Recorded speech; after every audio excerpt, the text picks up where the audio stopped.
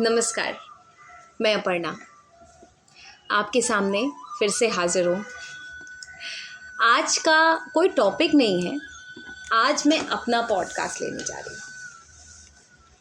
अब भाई इतनी फेमस तो मैं हुई नहीं कि लोग मेरा पॉडकास्ट लें, बट ये जो यूट्यूब का जो प्लेटफॉर्म है वही मेरे लिए काफ़ी है कि अगर मुझे मेरी इस वीडियो को एक लोग भी सुनते हैं ना तो मुझे अच्छा लगेगा कि हाँ चलो ठीक है, किसी एक ने तो स्थिर होकर चीज़ें सुनी।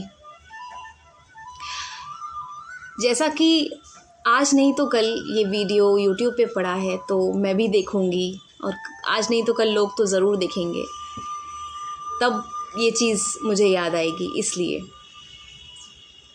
मैं ये पॉडकास्ट इसलिए बनाना चाहती हूँ क्योंकि असफलता की दौर की एक निशानी तो मेरे पास रहनी चाहिए, तो ये वो निशानी है। जी हाँ, चलिए शुरू करते हैं पॉडकास्ट का जो थीम है वो यूपीएससी है। Yes, UPSC.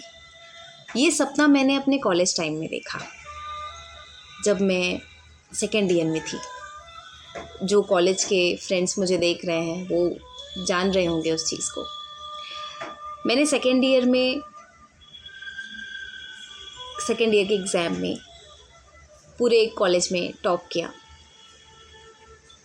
और मुझे सर्टिफिकेट भी मिला, जो मैंने बाद में गुस्से में फाड़ भी दिया क्योंकि उसका कोई यूज़ नहीं हुआ। बाद में फिर कॉलेज मैंने ख़त्म किया बड़े संघर्षों के साथ। माताजी की तबीयत कंटिन्यू ख़राब रहती थी। हर साल उनके दिसंबर जनवरी इस टाइम में ऑपरेशंस होते थे। फ्रेंड्स, फैमिली में जो प्रॉब्लम थी वो तो अलग थी, लाइफ में जो प्रॉब्लम थी वो अलग थी। संघर्ष तो तब शुरू होता है ना जब आपके मन के विपरीत चीज़ें होने लगे। तो बस वही था, मेरे मन के विपरीत चीज़ें होने लगी थी। यूपीएससी का सपना लेकर मैं एक सर के पास ट्यूशन लेने गई, बट सही गाइडेंस नहीं मिली जो एग्जैक्टली मिलनी चाहिए। वो जिसके टीचर थे बस वही वो सब्जेक्ट पढ़ाते थे, उन्होंने कभी सही गाइडेंस नहीं दी कि प्रीलिम्स कैसे होता है, मेंस कैसे होता है, इंटरव्यू में क्या होता है। मतलब खैर वहाँ तक तो मैं पहुँची नहीं, तो वो नहीं दी। फिर मैं बीच में भटक गई। लोगों ने बोला कि बैंक की प्रिपरेशन कर लो, वो अच्छी रहेगी। तो मुझे लगा कि हाँ भाई, कुछ नहीं से तो कुछ तो बेहतर है। भाई मैंने बैंक की प्रिपरेशन शुरू कर दी, बैंक की तैयारी करी, एग्ज़ाम्स दिए, कोचिंग भी करी। Zero result. Of course result होता तो आज मैं पॉडकास्ट किसी और के सामने देती, बट आई एम हैप्पी। जो भी चीज़ मेरे साथ चल रही है ना, तो आई एम खुश, मैं बहुत खुश हूँ। उसके बाद फिर जब कुछ नहीं हुआ तो घर वालों ने सोचा कि चलो कुछ नहीं हो रहा है तो शादी कर दो। ठीक है, वो भी एक्सेप्ट किया, कोई बात नहीं, अच्छी चीज़ है, कर लेते हैं शादी। जिस साल मेरी शादी तय हुई उस साल मैंने सीडीएस का फॉर्म भरा। बड़ा मन था कि उस देश की सेवा में अपने आप को दूँ। मुझे सेवा का बड़ा शुरू से अंदर था कि मुझे सेवा करनी है।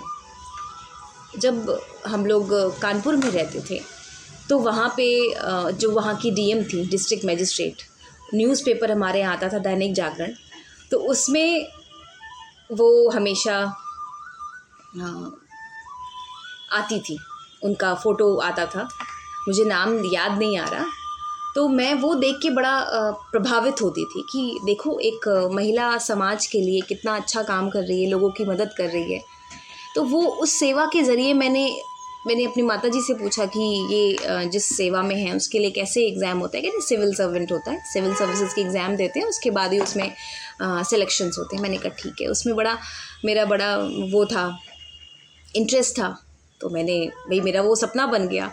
जब मैं पहली बार 11th क्लास में जो मेरा स्कूल है टेक्नो इंडिया, मैं वहाँ गई और मैंने फर्स्ट असेंबली में यही बोला, I wanted to become an successful IAS officer.